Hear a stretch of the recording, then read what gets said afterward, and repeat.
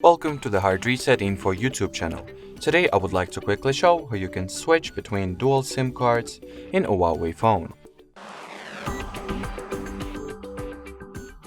So in order to change or switch your SIM card preferences, you will need to launch Settings, enter the Mobile Network category, and then open the SIM management page.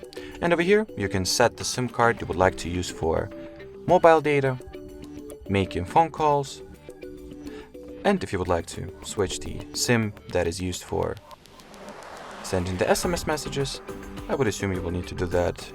So you will need to change the SIM card that will be used to send any given SMS or text message. In the text field over here, tap at those icons to the left and then select the SIM card. And the first SIM card you have, the top left one, or simply the one that is in the green color, will be used to send this particular text message. Anyway, that will be it for this video. Thanks for watching and bye bye.